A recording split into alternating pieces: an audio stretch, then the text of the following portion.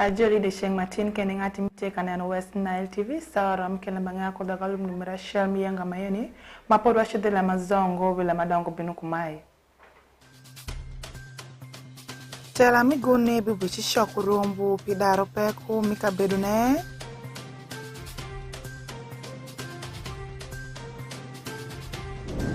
wenda wia mcha kusomu ite jago milaro pino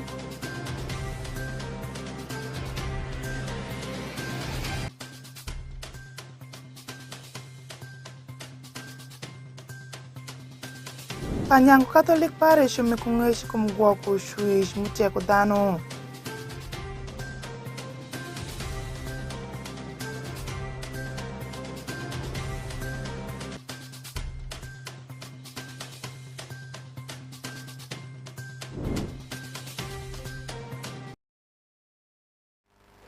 Tin shankasa shell nindu adek padumira adek oreli fariok pera ya bish nyangate ka shuru fansi la mazob binu kumai tela migune bi ubedi rombu miweshi kumkite midaro peko mikabedu esha mbendu pera ya bora padumira oreli fariok pera ya bish lembenu weshire irombu mushoku jutela itedekre migune bi Alfred Jawok uteko lembe mazob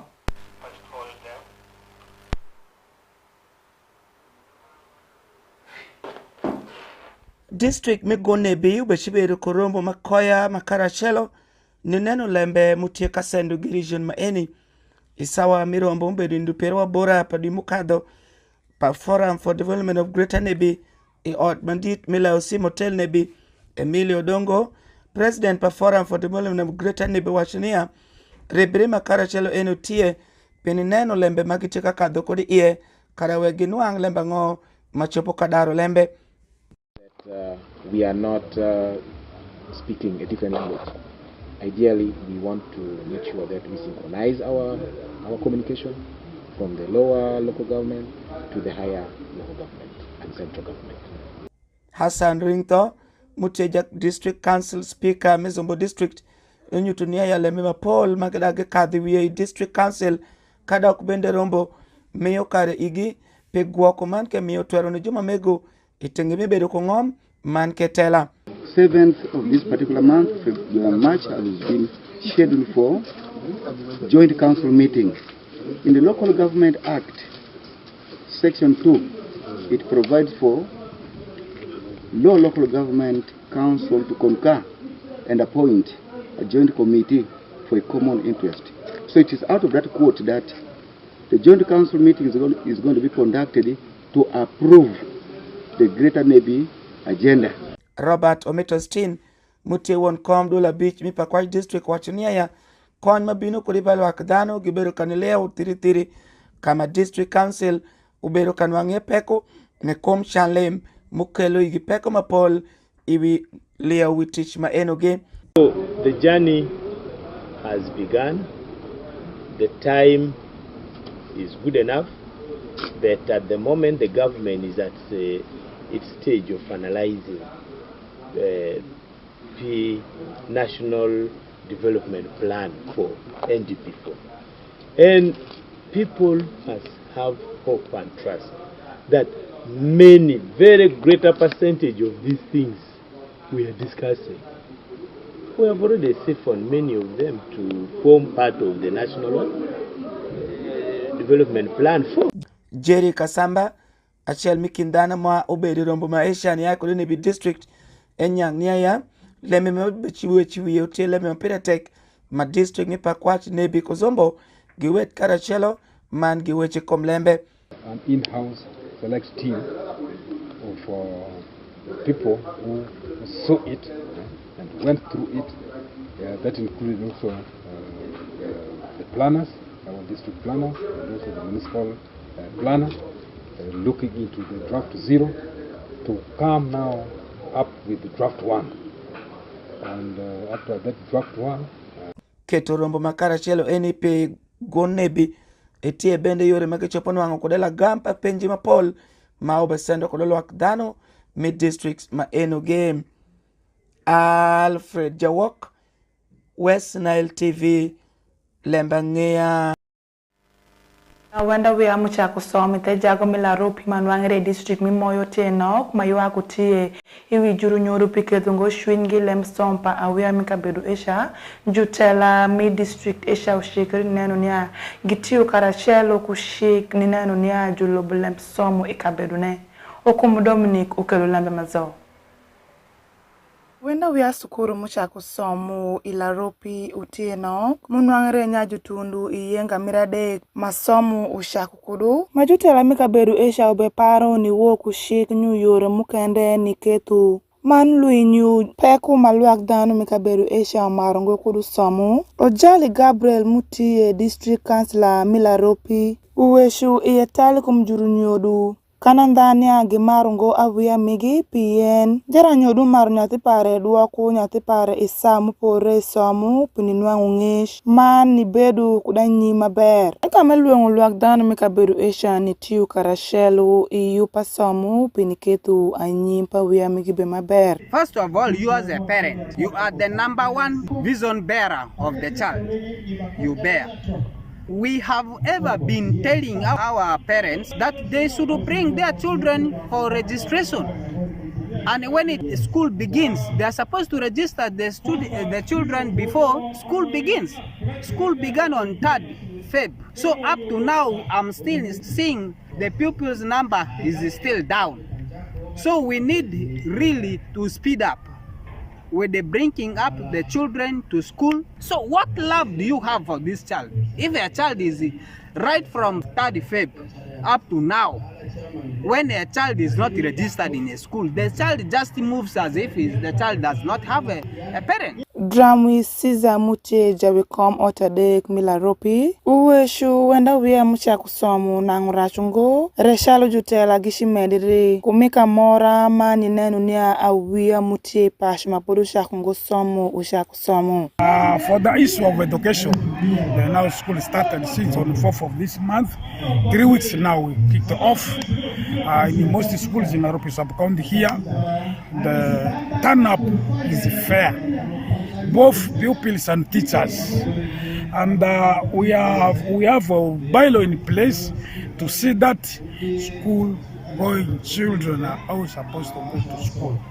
The office of CDO was charged last week, very responsible to see that school dropouts should all go back to school. I think we are going to implement the law next week. The action will be there for those parents who have not sent their children to school. Bayo Felicia Anyazo Mutie japonji isukuru mi idrima primary uweshu kama lenya pekutie kinjuru nyodu pien gidiengungo man gibedu swa iyore magidwa kungo awia migi isukuru manwangre nya kadi fizi de gisholongo isam pore isukuru esha. As we have opened the new academic year 2025, as staff we still have challenges. Many parents do not turn up to register their children in time when they were given time. Up to now, registration is still in progress. And many children are still at home, the school-age children who are supposed to be in school.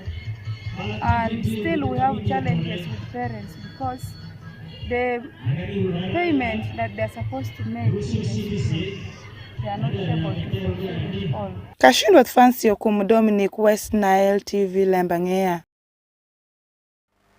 Fortunately, Okumu Dominic pinikelo alama esha panyango Catholic Parish mikungesh ni luak danu mikabedu esha ikumbero mikwa kushuish muti ya kudanu imisa madit mikuiru aduogi mipenji maber ko aduogi milem tugu isukuru mipanyango senior wana namba mazoe bang Alfred Jawok. Panyango Catholic Parish manwangre Pakwach District Ithenebi Catholic Diocese daro pinitingo yore migwoko chich mutiekwa ikelo yore matongtong magichopo gwoko kode chich mutiekwa enigi karanyot kodubini ie para Reverend Father Emmanuel Ochokuru Pastoral Coordinator Nebi Catholic Diocese yopmaeni nyuto kamaleng mikirepa parish maeni ni gwoko chich mutiekwa manke keti yore moko madano chopo kanyayungo kuderet ekom chich mutiekwa ne Reverend Father Ochokuru miyo wech maeni nindu pero bero padi maeni isawa mimi samaleng mikwiru oro papanyango senior secondary school mutie itenebi Catholic Diocese. Reverend Father Ochokru unyutu lembe maeni mikelo mngech ponjol wak dano awia skuru iwi bero migwako chwich mutie kwa kokaberu ngema Paul. When God created man, he had already prepared a nice environment for man in the garden where he should live.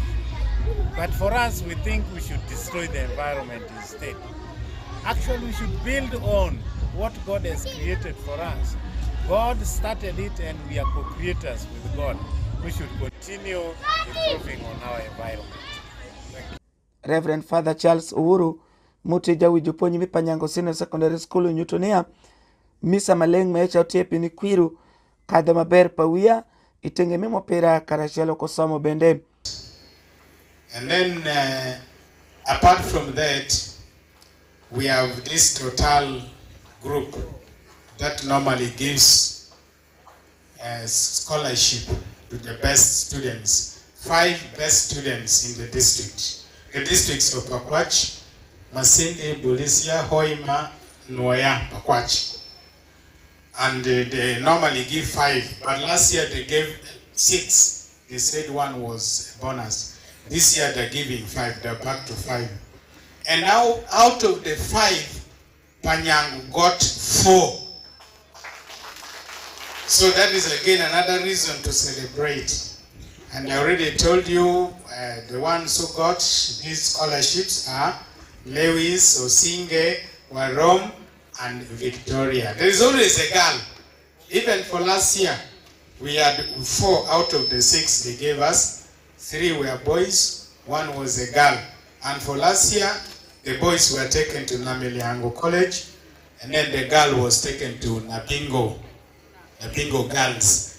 For this year, we don't know where they're going to take them, but they have already informed our office that those are the ones they picked. Robert Omitostin, Mutewon Komdola Beach Mipakwach District, Mubedu Wilumira Wara Wachiniaya, Kelu Yore Matera, Penitiu Kuchich Mutiakwa Maber, Chopogwa Kuchich Mutiakwa, Maneche Kerenia ya District Mipakwach, Ubitiu Karashalo Kulwakadano, Kuskuru, Penigwa Kuchich Mutiakwa. For me, academics is manifested in 3 things. Number 1, when you get to a very serious pinnacle of academics like this, even when it looks to be in a valley, but academically you're on the top of like a hill that can be spotted from far. If from that bush or village, as my brother Pio called it, you can establish yourself an antenna or a pinnacle or a peak of a mountain, that you can be visible. And so somebody who sees Panyango as being in a valley, failing to locate, first choosing to greet Mr. Opio in the office of LC3 at the sub-county, probably they were branching for the love. Otherwise, this school is now well placed, like almost in the sky. That is visible because of the results. Kelo yore ma eni bende, Panyango Catholic sa parish, utiengo kende ni gwoko chwich mutiekwa, Anthony keto dane mange bende ge gwok chwich mutieko ge. Alfred Jawok, West Nile TV, LEMB ANGEYA.